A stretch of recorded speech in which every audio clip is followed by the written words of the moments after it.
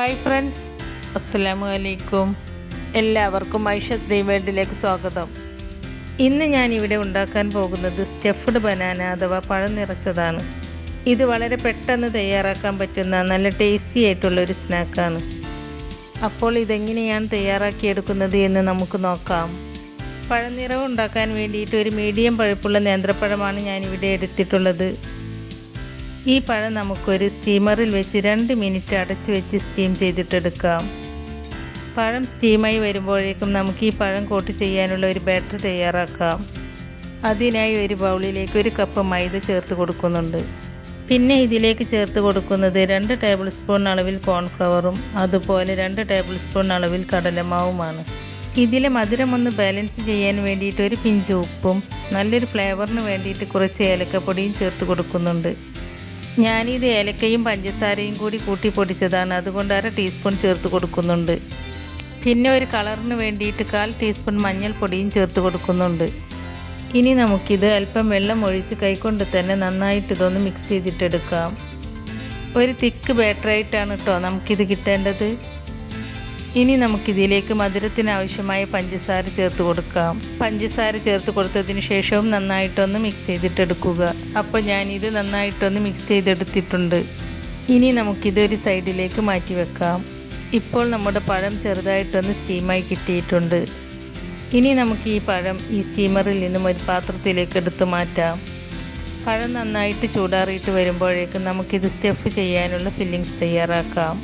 Fillings തയ്യാറാക്കാനായിട്ട് ഞാനിവിടെ 1 cup തേങ്ങ ചിരകിയതും 1/2 കപ്പ് അവിലും കുറച്ച് ഈന്തപ്പഴം ചെറുതായി കട്ട് ചെയ്തതും മധുരത്തിനാവശ്യമായ 1/2 കപ്പ് പഞ്ചസാരയും പിന്നെ ചെറുതായി കട്ട് ചെയ്ത കുറച്ച് അണ്ടിപ്പരിപ്പും കിസ്മിസും എടുത്തിട്ടുണ്ട്. പിന്നെ നല്ലൊരു ഫ്ലേവറിന് വേണ്ടിയിട്ട് കുറച്ച് ഏലക്കയും പഞ്ചസാരയും കൂടി കൂട്ടി പൊടിച്ചതും എടുത്തിട്ടുണ്ട്. ആദ്യം നമുക്ക് ഈ അവിൽ ഒരു ബൗളിലേക്ക് ഇട്ട് കൊടുത്ത് കുറച്ച് വെള്ളം ഒഴിച്ച് കുതിർത്തിയെടുക്കാം. ഇനി ഒരു പാൻ അടുപ്പത്ത് വെച്ച് അതിലേക്ക് 2 ടീസ്പൂൺ RKG ചേർത്ത് കൊടുക്കുക. RKG ആകുമ്പോൾ കുറച്ചും കൂടി നല്ലൊരു ടേസ്റ്റും ഫ്ലേവറും ഒക്കെ കിട്ടാൻ നല്ലതാണ്. ഇതിലേക്ക് നമ്മൾ കട്ട് ചെയ്ത് വെച്ച കാഷ്യൂ നട്ട്സും കിസ്മിസും ചേർത്ത് കൊടുക്കുക. ഇത് രണ്ടും കൂടി ഒന്ന് ഫ്രൈ ആയിട്ട് വരുമ്പോൾ അതിലേക്ക് നമ്മൾ ചിരകി വെച്ച് തേങ്ങ ചേർത്ത് കൊടുത്ത് എല്ലാം കൂടി നന്നായിട്ടൊന്ന് മിക്സ് ചെയ്തിട്ടെടുക്കുക.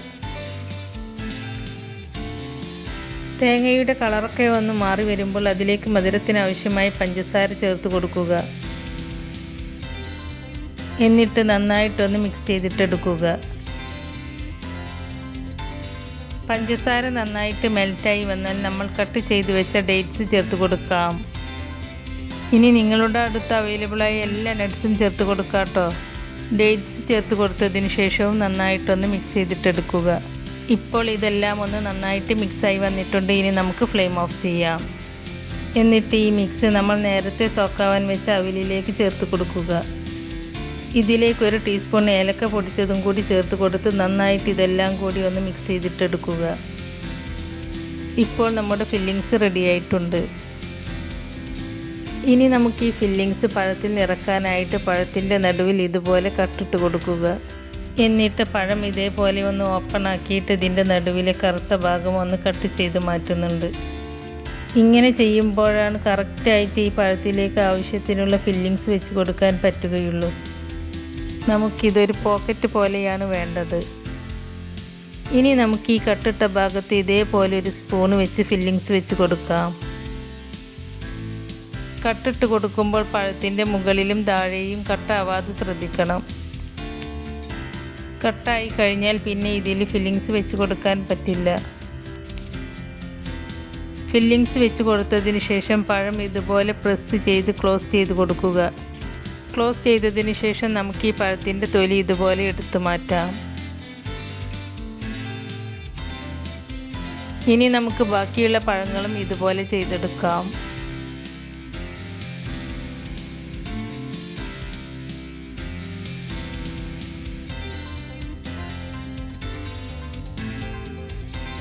ഇപ്പോൾ ഞാൻ ഈ ഫില്ലിങ് എല്ലാ പഴത്തിലും വെച്ച് കൊടുത്തിട്ടുണ്ട്.